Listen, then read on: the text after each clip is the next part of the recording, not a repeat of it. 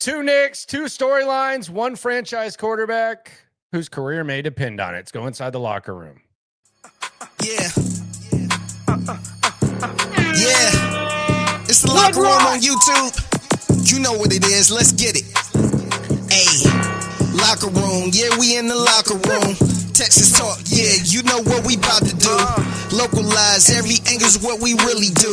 We the source, we the pulse of the city too. Landlocked, got the game in the headlock. Localize every time, can't stop, won't stop. Yeah, we top two and we not too. Plugged in daily digital on YouTube. Little Nick at Night for you here in the locker room. Number one source for Texans digital content. Nick Caserio, Nick Caley, two NCs, not just two Knicks. One with a potential increased role and the other, the mystery man of the offseason. It is the locker room. I am Landry Locker. Happy March Madness to all. Everyone taking in the basketball. We're on the final stretches of that. We'll be back at it again tomorrow at 10. Shout out to the people making money. Shout out to the people losing money. Shout out to the people that have been heartbroken. And shout out to the people that are just enjoying themselves being casual observers. Some are the ones who've won as well. This is the number one mystery of the offseason. And the last time I asked a similar question like this, it really, like, the consequence of the answer being wrong, it wasn't much.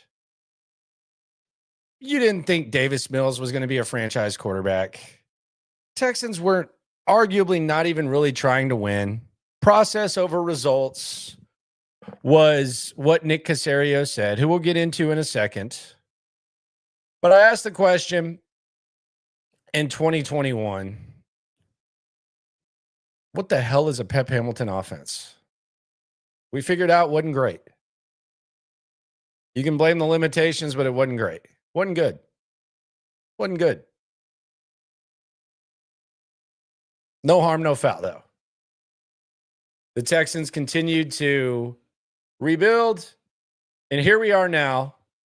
Similar question, different offensive coordinator, much more at stake when it comes to the answer. And that's the number one mystery of this offseason. And it's a mystery that we won't know for maybe half a year. Not maybe half a year. We won't know for over a half a year. There'll be new players. There'll be a draft class. There'll be lots of hype. There'll be lots of discussion. We'll hear from CJ Stroud. He'll talk about how he's ready to go. There'll be some excitement. But at the end of the day, this mystery is going to remain the number one mystery. We might not even learn about it halfway through the season because it's a new thing. The mystery is, what is a Nick Caley offense? It's a serious question. What is a Nick Caley offense? Is it better than a Bobby Slowick offense? Damn sure better be. Damn it, Bobby. Is it more of a New England offense? Is it more of a Rams offense? Is it a true hybrid like he says? Is it dependent on personnel, which is the ideal situation? What is a Nick Caley offense? Your guess is as good as mine. But I do want to follow the clues. And we'll do so in a sec. But we'll see. We'll get more into this, and we'll talk about the Nick Caserio situation.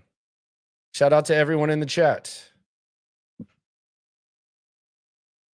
The Nick Caserio headset thing was a real popular topic before. But we don't know. But we do have some clues. We'll get to those clues in a second. But before we do that, I already got primetime being crazy. Is a Caley offense better than Coley chewing gum? Nothing's better than Coley chewing gum. That dude could chomp it. What do y'all think of the TV thing that asks you, are you still watching? Like, what are you doing? Like, you going to turn it off for me? I guess that's cool, but worry about what I'm doing. Just stay on.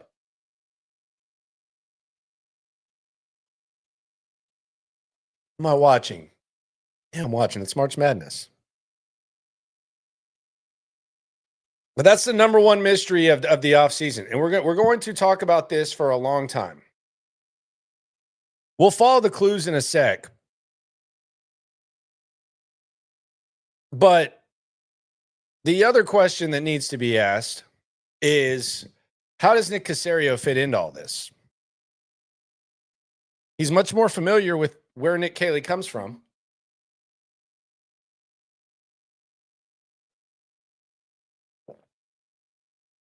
He can kind of say, D'Amico, I was hands off on this offense, and he kind of screwed it up.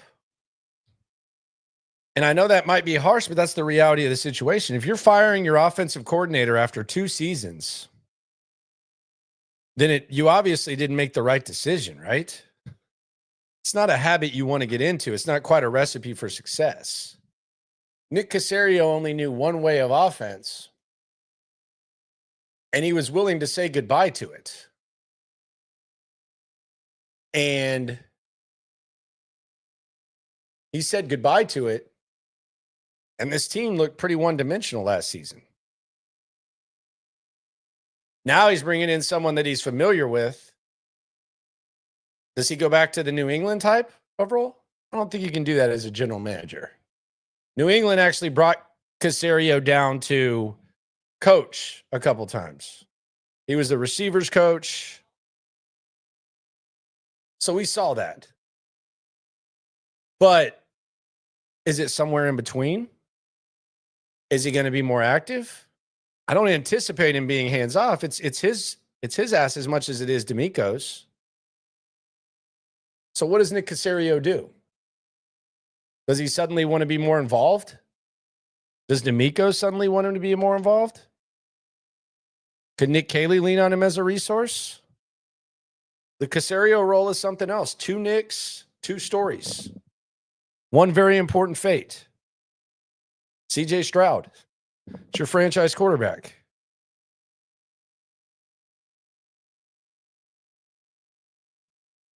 Where are we going there with that?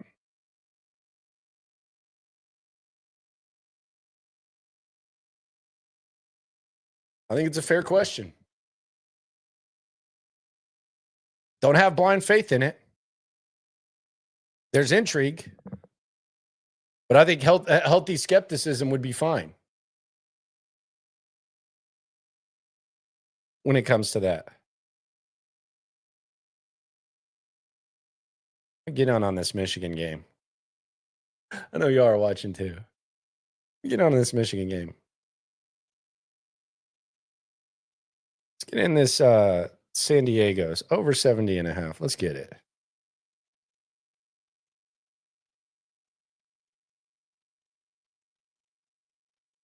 But those are the 2 questions with the Knicks. What are they going to do? Hit that like button too. D already did. Derek said hit it.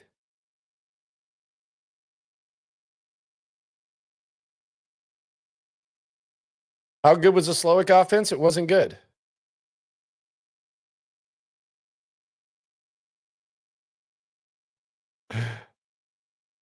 Yeah, that's Gavo says, I just want to score at least 1 offensive touchdown versus the Ravens for one. It's a low bar, my friend. It's a very low bar. It would definitely be a start. But that's a very, very, very low bar. Very, very low bar. But we'll see what happens with Caserio. Let's look at the clues, though. It is the locker room number 1 source for Texans digital content. One of the best sports days of the year, the start of March Madness. I appreciate y'all for joining me. I'm not going to take the time off for this. Who's picking the offensive guys? It's probably a team effort. I would hope that they at least work a little bit around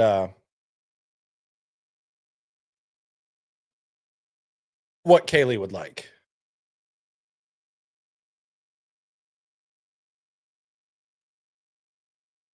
But let's look at the clues that have been left by Nick Caley in a short time. And there aren't a lot of big clues. What he's actually said is he said this is going to be a hybrid offense. Whatever the hell that means. He says it's going to be based on personnel. That's what all coaches say. They don't all put it to elite use, but that's pretty much what all coaches say. They say, we're going to be a hybrid offense. We're going to be based on personnel.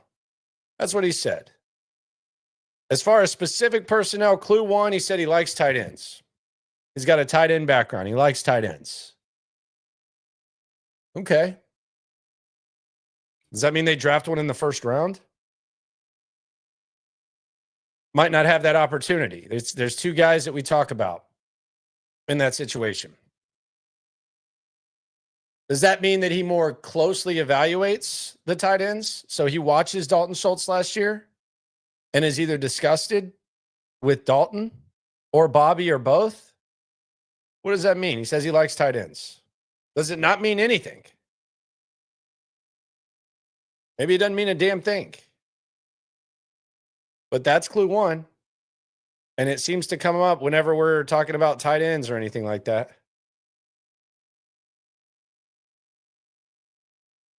We heard Caley say it, and we immediately thought, oh, well, what does that mean? Is he going to maximize them? Going to lean on it? Like, what's that mean? Look at that creepy background thing right there. Clue one, I like tight ends. Look at all this cursive they got going here on this now. Clue one, I like tight ends. Let's just be normal in the font.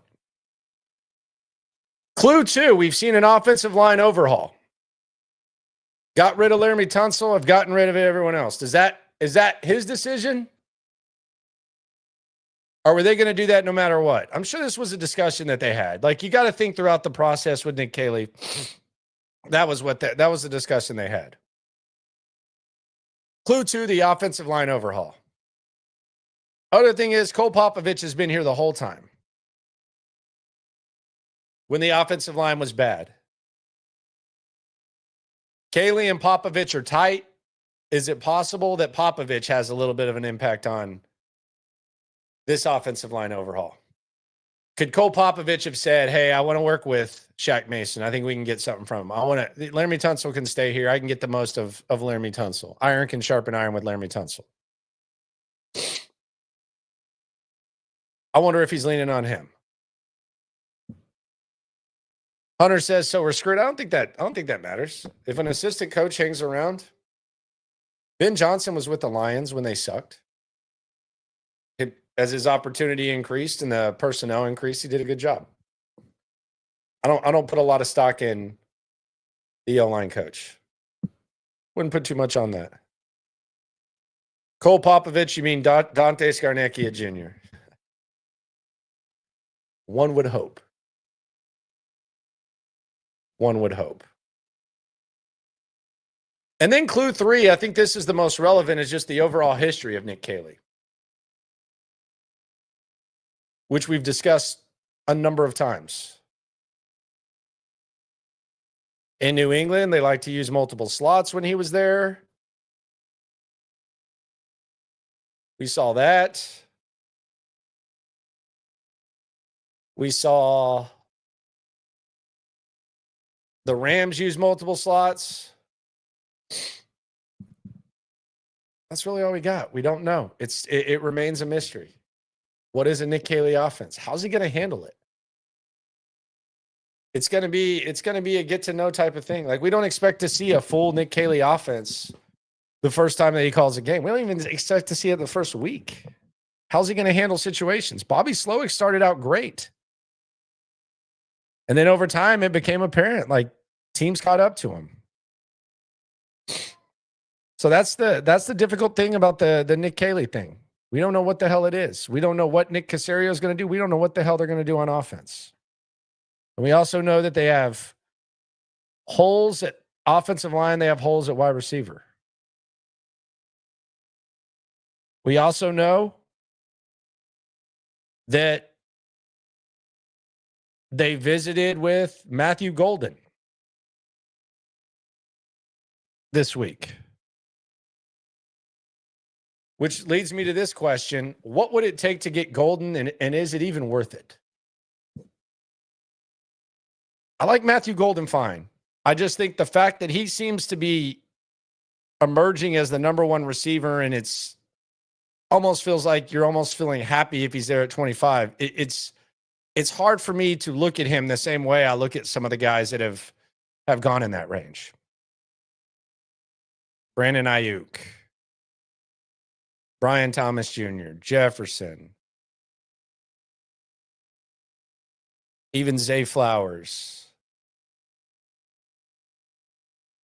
It's just hard for me to look at Golden that way. There's not a lot of drafts in recent history since wide receivers have been a thing where Matthew Golden's going to be at the top heading into the draft. That's where he's at. I know McMillan's kind of going back and forth, but Golden's gotten a lot of steam.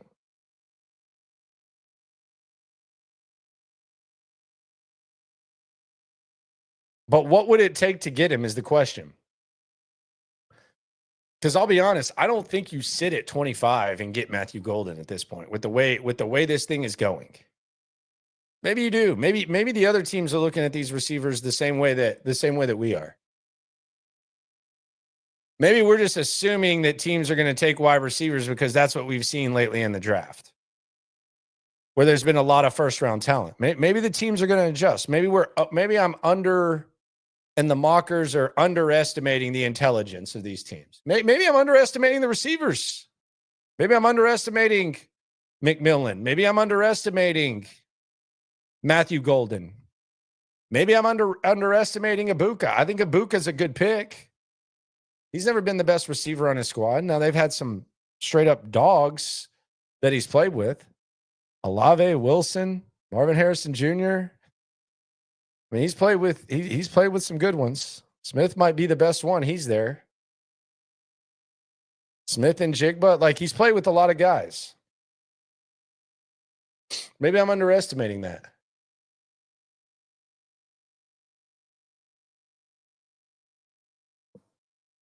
Is getting a wide receiver too much drafting for need?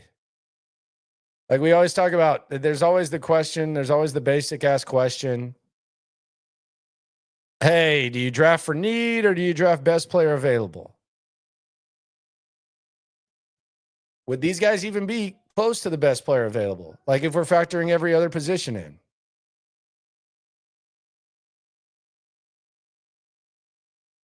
If these three are gone, do you like Luther Burden from Missouri? Do you like him that much? Do you like the value on day two, day three? Not a lot of depth at all. Hunter says he'd rather see O-line or tight end.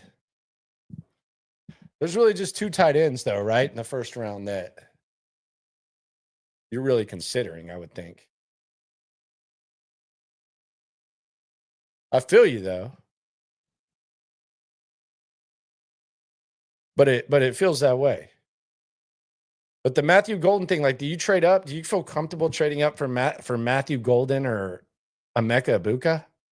I think they're fine players. Trade up for, though?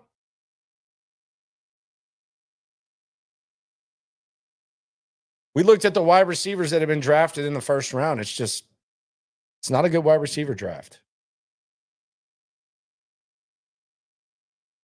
It's not a great tackle draft. And unfortunately for the Texans, those are the two biggest needs that they have. We've seen Nick Caserio pivot. Does he pivot? Does he adjust? It's a legit question.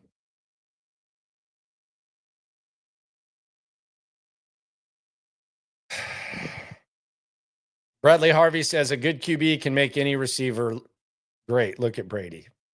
I don't agree with that. And I don't like looking at the best player of all time as an example.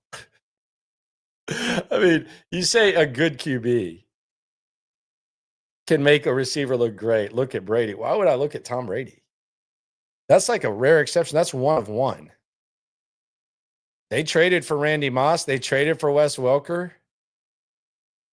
Some would say they didn't hit on receiver on the back end, and that's kind of what happened. Where did Tom Brady go after that?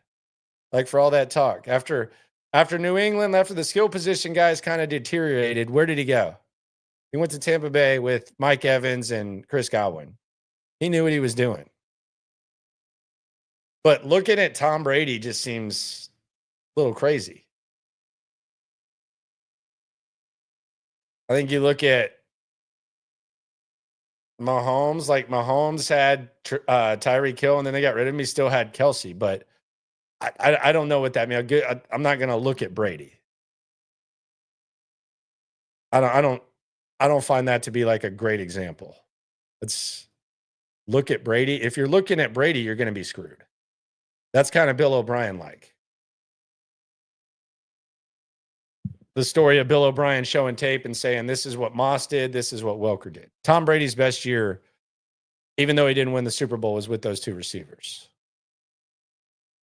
Yeah, he makes guys better, but a good quarterback can make it. Now, you need receivers. There's a reason that these guys the receivers get paid as much as they do.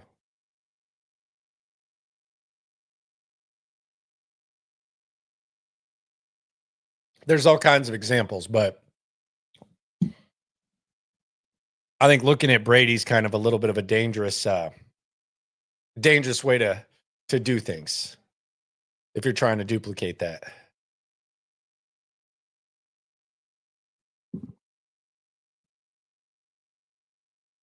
But yeah, Tom Brady makes everyone better. I do agree with that. Sean Castillo on the chat says that I think I do trust Caserio. I don't know. That's not too convincing. I think I do trust. Doesn't sound overwhelmingly convincing. I think I do trust Caserio having that increased role for the sake of Nick Caley, just helping him get acquainted, being an OC. From my understanding, Caserio helped McDaniels with the in game. You're right. He did. He was in every meeting. He was very active in every meeting. So that did happen. You are correct.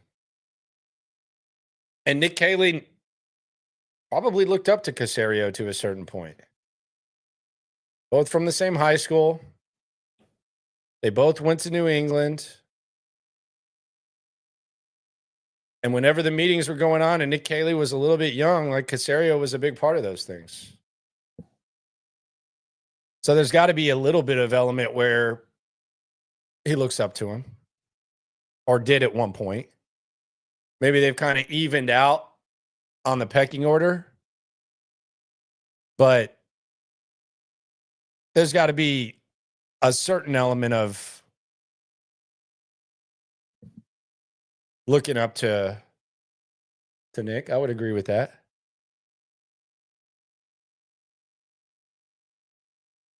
Gunner asks, what's your opinion on Keenan Allen's sign for a 1 year, $8 to $10 million deal and see what happens? Collins, Kirk, and Allen would be a solid 1, 2, 3. So I like him fine. And they liked him last year. They tried to get him before they did Diggs. The only problem would be he said he wants to play on the West Coast. Now, he's damn sure probably not going to the Rams. They aren't dying for slot guys. They got one of the best in the league. They just signed Devontae.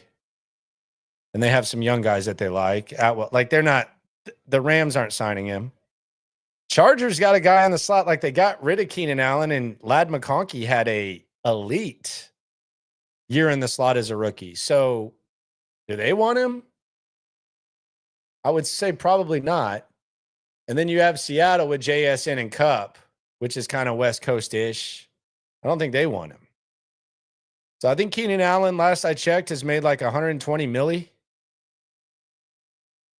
Like, how bad do you want to stay on the West Coast? I know he met his wife out there on the West Coast, played in San Diego / Los Angeles. But I just don't see any opportunity for him out there. 49ers, I mean, they don't. They just got rid of Debo. They got Pearsall. I think they're keeping Ayuk. So the West Coast opportunity might lay down. If you told me that Keenan Allen was getting like a DeAndre Hopkins, what you just laid out was 8-10 mil. Yeah, I would be okay with that. Keenan Allen wasn't terrible last year.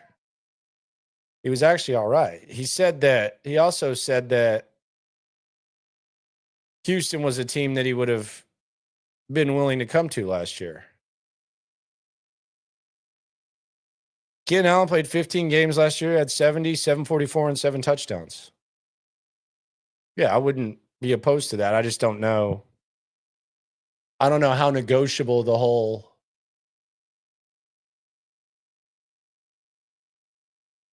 West Coast thing would be. I don't know that he would have a choice but to sign a 1 year. Someone's asking if he'd sign a 1 year. I don't know. I mean, is he going to have a market? I doubt it.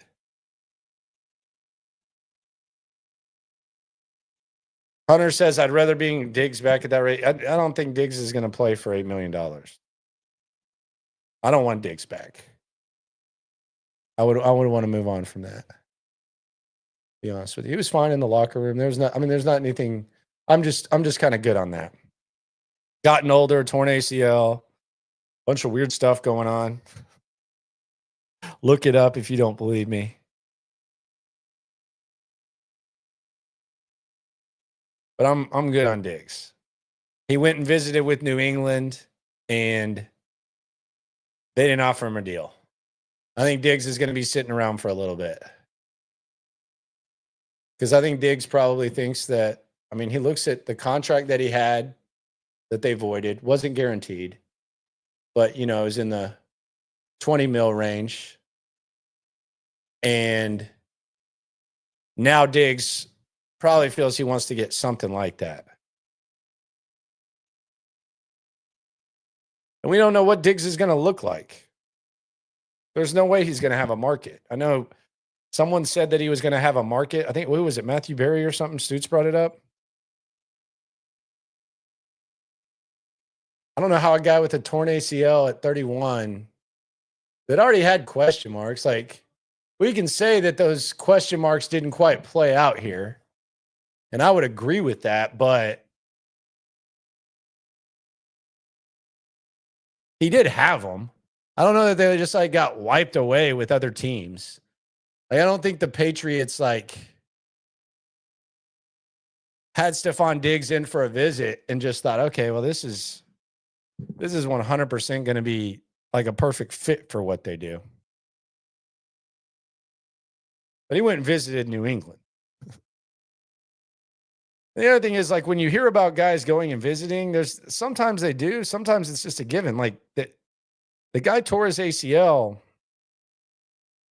a few months ago. Like, we're not even to the point right now where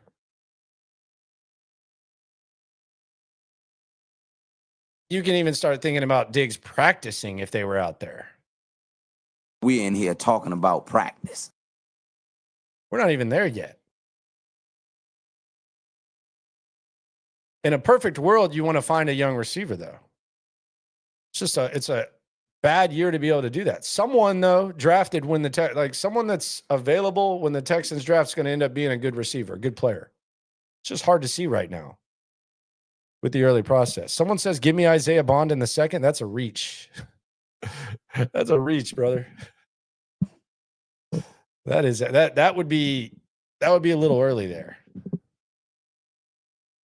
I don't hate Bond, but that would be a little bit early. But that's just where we're at. 2 Knicks, 1 thing. This is gonna be a short one because we gotta consume the basketball. SNL tomorrow at 4. Cody Stoots has been drinking all day. I'm about to light up and watch the end of these games. Might have a good game going on with this Michigan. I'm hoping. Yeah, we might have a little something. San Diego's making it a little bit interesting. But other than that, we'll figure it out. Appreciate everyone for coming through. Subscribe, like, right along. Do you trust Caserio? Do you trust Caley? The hell are they going to do at receiver? No man's land? Or is it worth going up and getting Golden? No matter what happens when it comes to this Texan stuff, we're all in it together. Happy March Madness. Have a good night. YouTube, we got taste for days. Opinions to give, we got takeaways. If it's up, then it's up. We number one. You don't need to try your luck. Locker room, yeah, we in the locker room. Texas talk, yeah, you know what we about to do. Localize every angle's what we really do.